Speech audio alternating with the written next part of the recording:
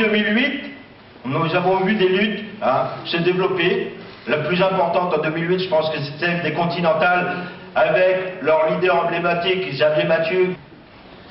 Mais à cette époque, il y avait d'autres entreprises, les Molex, les Friskel, les Goodyear, les Ford, je peux vous en dire encore d'autres. Nous avons mené des luttes radicales qu'on n'avait pas vues depuis les années 70, avec des séquestrations de patrons, des occupations d'entreprises. Malgré toute cette énergie, la plupart de ces luttes sont terminées en défaite. Les travailleurs ont fini par accepter les indemnités et les fermetures de leurs sites. Mais il faut dire qu'au fil de ces luttes, les travailleurs posaient la question d'emblème sur les indemnités, sans croire même qu'il y avait une autre possibilité contre les fermetures d'entreprises. Chez nous, à Philips, nous avons refusé d'accompagner les licenciements et de débattre sur les indemnités parce qu'on savait que directement ça nous emmenait à la défaite. Les luttes des indemnités divisent les travailleurs. Elles nous isolent dans nos luttes.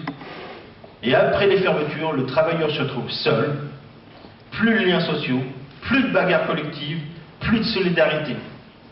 C'est pourquoi à Philips, on a essayé de faire autrement. Lors d'une AG des travailleurs, on a voté la mise en route de l'usine sous contrôle ouvrier. Nous voulions ainsi démontrer qu'il était possible de maintenir l'outil de production et défendre l'emploi.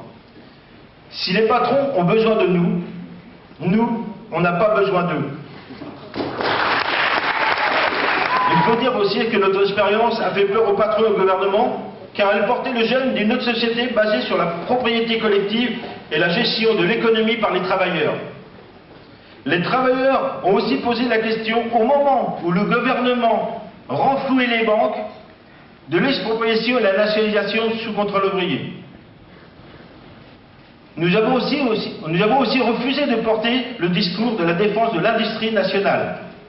Quand Philips nous a proposé des postes en Hongrie pour 450 €, nous avons dit que c'était très bien de dénoncer cette méthode de voyous, mais qu'il fallait aussi condamner cette méthode qui forçait nos travailleurs hongrois à travailler pour 450 €. Car ces patrons qui nous exploitent ici, c'est les mêmes qui exploitent mes camarades hongrois, c'est les mêmes qui appauvrissent les pays les plus pauvres et les enlèvent de toute leur richesse, et c'est les mêmes qui soutiennent les guerres impérialistes comme celle qu'il y a actuellement au Mali.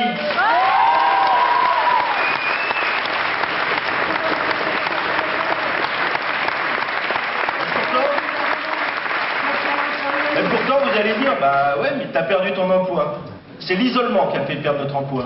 Et le pire, c'est les syndicats maison qui collaborent avec le patronat.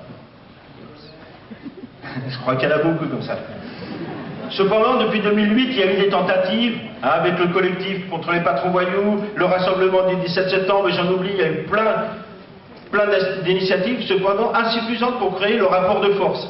Pour cela, on ne peut compter en aucun cas sur les directions syndicales nationales. Ils nous ont trahis en signant un accord sur la sécurité de l'emploi. Donc on ne peut compter que sur nos forces. C'est pourquoi ce meeting me semble important, mais il faut aller au-delà. Il faut que ce meeting soit le premier jet d'un regroupement dans la durée. Il faut penser à des initiatives concrètes. La caisse de grève, la solidarité avec les travailleurs de PSA Aulnay, le rassemblement du 29 qui doit être un succès, et pourquoi pas une manif nationale contre les licenciements et l'accord sur la sécurisation de l'emploi. Malgré notre défaite à Philips, je reste convaincu que notre classe a la force pour gagner, car c'est elle qui fait tourner le monde. C'est notre expérience et nos erreurs qui peuvent nous servir. Si cela est le cas, ça veut dire que notre lutte était juste. Et sachez que je serai toujours à vos côtés. Merci.